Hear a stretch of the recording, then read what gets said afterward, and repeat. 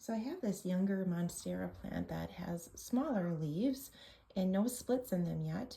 And you can see it's getting relatively tall. What I'm going to do is I'm going to propagate this down into much smaller plants and kind of just give it that time to grow and get bigger leaves so that it's not up to the ceiling by the time it gets to that point. Here's my older plant that I have. You can see the leaves are much larger. I'll scooch them side by side so you can kind of see much larger leaves, and it has the classic splits in them as well. So what we're going to do with this smaller one is we're going to cut it down. We're going to only cut below a node if there's an aerial root.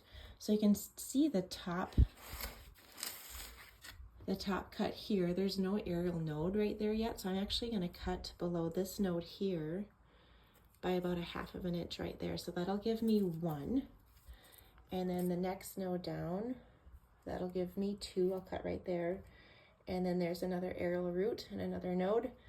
That'll give me 3, and finally 4. So I will get 4 cuttings from that, and then have my my base leaf here that I'm going to leave attached to here to then regrow. So I will show you that process here next. All right, Kyra's going to help us cut this down. First, we're going to take our shears and clean it off with rubbing alcohol. You want to make sure it's clean, and that way we don't introduce any bacteria or anything to our plant when we cut it. All right. Okay. All right, Kyra. So you're going to cut below this node here about a 1/2 inch, making sure we keep that aerial node. Just, yep, cut it nice and clean. Okay, there's 1. All right, let's see that baby. Okay, next do the next one. So the next one then is going to go right there, kind of right in between there. Okay, you can set it by the other one. Get a nice clean cut. Okay, and okay, good. And then 1 more. We're not going to cut below that last leaf. We're going to let that one keep growing. Perfect. Now let me see that last one. All right, now we will put these in water to start the propagation process. So I just found a vase that has a taller edge to it so that my clippings can stay upright and not have to lean off to the side. And I put in some filtered water, just enough to cover the nodes. Now you can see my top clipping right here, this one closest right here. There's a node here, but remember I cut below that. And so just make sure they're all covered in water, and I will give you weekly updates on any new growth on rooting. So one thing I wanted to show you about what makes a top cut so special is, like, if I were on my big plant here, if I were to cut this top section off, the next new leaf is actually already in the works. You can't really see it very well, but I can feel it. There's the tip of it here. It's going to actually sprout out at the top over here and then grow upwards like that. So it's already in the works. Whereas if you get just a clipping like what we did already, such as this here, this is kind of a midsection cut, and so this was the new leaf and it's already off of there. So what's going to end up happening in a matter of time, you're going to get on the side here what's called an axillary bud, which this one doesn't have it yet, but it will most likely form kind of right in there. I do have one started that I'm going to show you what that will look like. And this plant here is actually probably about 3 months potted, and you can see it's just now starting. See if I can focus in on that. Just now starting that axillary bud for that next new leaf now. So it's definitely a lot longer process if you get a midsection cut. And let's see if we can find our top cutting here, and I can show you. Here it is. I don't want to wreck any of the roots. Okay, so you can see here this leaf that's in the middle right there that I'm pointing with my finger, that already sprouted out of this midsection of here. So then if you come on this side here, again, you can't see it very well, but I can feel it.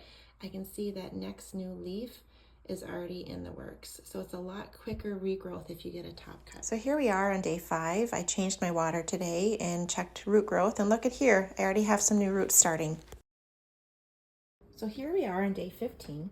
Let's check out our roots. My top cut here has 3 new roots starting. 1, 2, third one over there. I have another one that is just starting to kind of make a bead formation there at the end of a new root. I'm going to probably keep that one in the water a little bit longer. I have another one with a longer aerial root that hasn't really started anything new yet. Maybe a couple nodes up here are starting a new root there and there, but I'm going to keep that in the water even longer. And then finally my fourth midsection cut here has an awesome new root. You see how long that is? That's probably over an inch long. So I'm going to go ahead and plant this one right away. I'm also going to plant my top cutting. I'll just show you one of them because they're going to be planted about the same way. The biggest thing is when you plant these guys is, for example, a midsection cut. Like I showed you earlier, let me pull that out again. A midsection cut, when you get a new leaf development, it's going to grow a new leaf from right here. It's not going to be coming from up here, it's going to be coming from down here at the base. So you don't want to bury this completely in the soil because you want that to be able to pop out right away. And so let's go ahead and we'll plant my midsection cut here now. I do have a mix of, this is some peat moss, some perlite, and just some regular indoor potting soil. I'm going to pick a pot that's not too large. If you have too big of a pot, you're going to be more likely to get root rot because the soil stays soggy too long. So I'm going to fill this up and make sure you have those drainage holes poked out. Let me do that here now. I might need a pencil or something to poke that out. Hold on. There we go. So make sure you have drainage holes at the bottom of your pot. If you bought a pot that doesn't have them and it's not like ceramic or something, use a drill and make your own because you do indeed want that soil to be able to drain. I'm going to fill this up just over halfway. So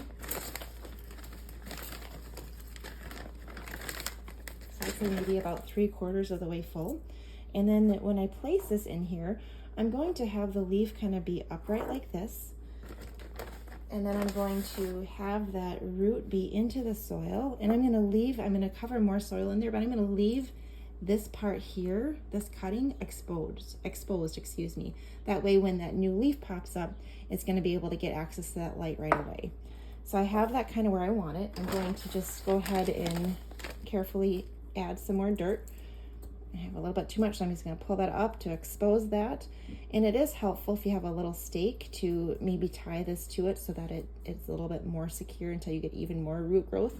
That's what I did with this one here. But so again, you can see that is exposed on either side. And my root that I have under the soil is holding it in place. I don't even think I'm going to stake this one. I'm going to just leave it as is. And I'm going to give it a little bit of water here. I have some distilled water that I'm using. All right, now we'll watch that one grow.